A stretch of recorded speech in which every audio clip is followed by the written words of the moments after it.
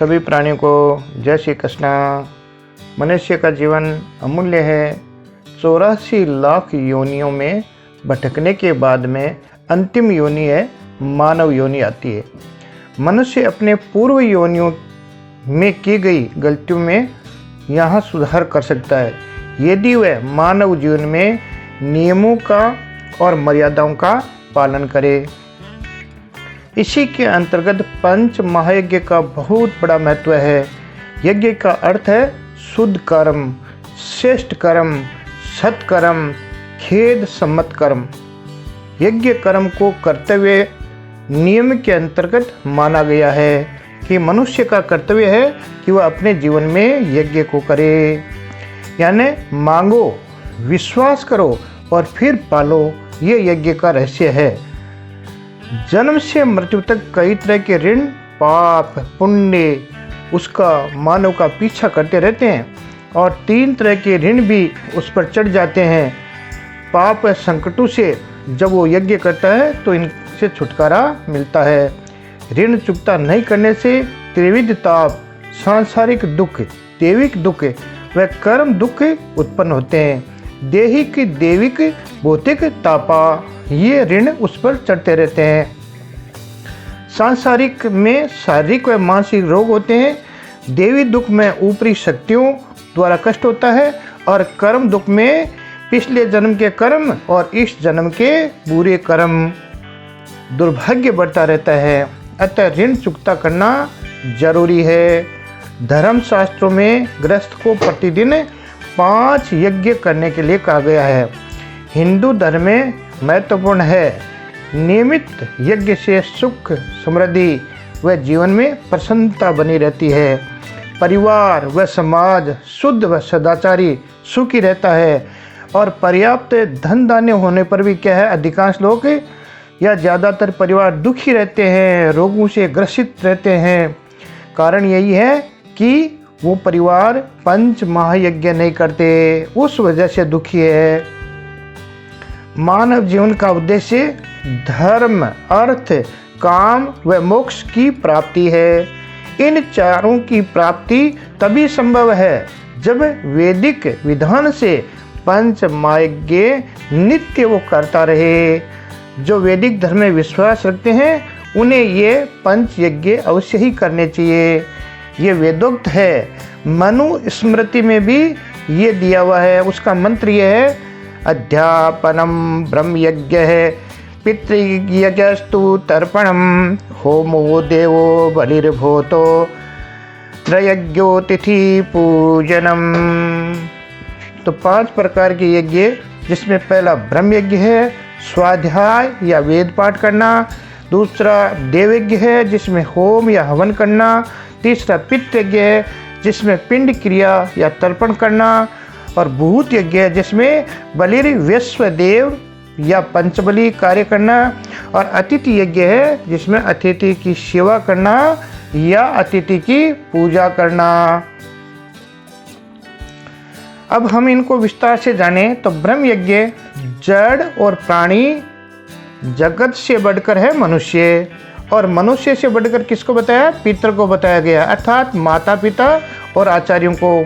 और पितर से बढ़कर है देव, अर्थात प्रकृति की 5 शक्तियाँ, देवी देवता। और देव से बढ़कर है ईश्वर और ऋषिगण। ईश्वर अर्थात ब्रह्म। ब्रह्म यज्ञ में ये कार्य हमें करना चाहिए।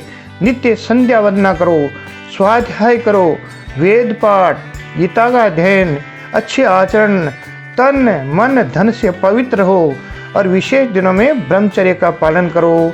केसर का तिलक लगाओ और बड़, पीपल, तुलसी के जड़ में जल दो। श्रावण सोमवार का व्रत करना। इनके करने से ब्रह्म यज्ञ अर्थात ऋषि ऋण चूकता हो जाता है। दूसरा देवयज्ञ है। देवयज्ञ में जो सत्संग तथा अग्निहोत्र से संपन्न होता है। भगवान विष्णु का उत्तम चरित्र इसमें बताया गया है। इसके लिए वेदी में अग्नि जलाकर होम किया जाता है, यही अग्निहोत्र है।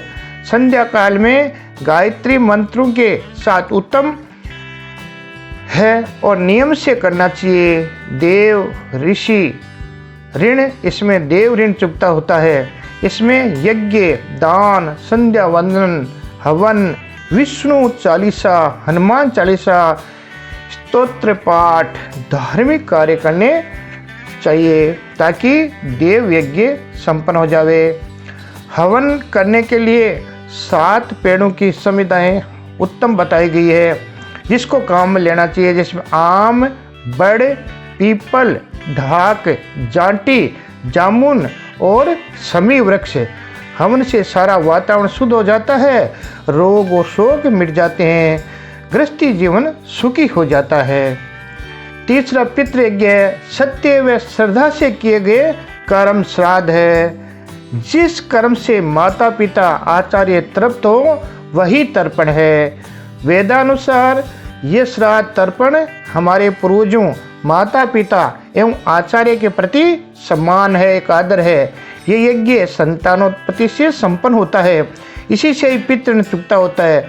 पुराणों में श्राद्ध धर्म कहते हैं। इसमें तर्पण, पितृ पक्ष में श्राद्ध करना, शुद्ध जल का तिलक लगाना, संतान उत्पन्न करना, 13 14 अमावस्या और पूर्णिमा को और गुड़ व घी से घर में धूप फैलाना, घर साफ सुथरा रखना और शुद्ध आचरण रखना, जिससे क्या होता है, पितृ संतुष्ट होते हैं। वैश्व देव यज्ञ के अंदर इसे भूत यज्ञ भी कहते हैं। 5 महाभूतों से ही मानव शरीर बना है।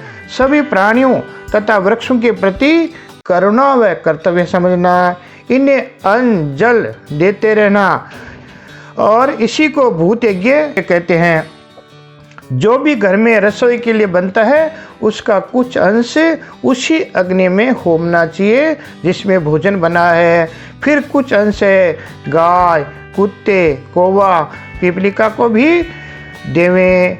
यही वेद सम्मत है, यही वेदों में प्रमाण है। 5वां आता है अतिथि यज्ञ, मेहमानों की सेवा करना, उन्हें अन्न जल देना। जैसे अपंग है या कोई महिला है, कोई विद्यार्थी है, कोई सन्यासी है, साधु संत है या कोई वैद्य है, जो धर्म की रक्षा करने वाले हैं, धर्म की सेवा करने वाले हैं, उन लोगों की सहायता करनी चाहिए। इसे अतिथि यज्ञ कहते हैं। अतिथियों का पूजन, इनमें संन्यासाश्रम भी प्राप्त होता है। यही पुण्य है और यही मनुष्य का मुख्य कर्तव्य है। ये मेरी बात अच्छी लगी तो इसको सब शेयर करें और इस चैनल को सब्सक्राइब करें। जय योगेश्वर।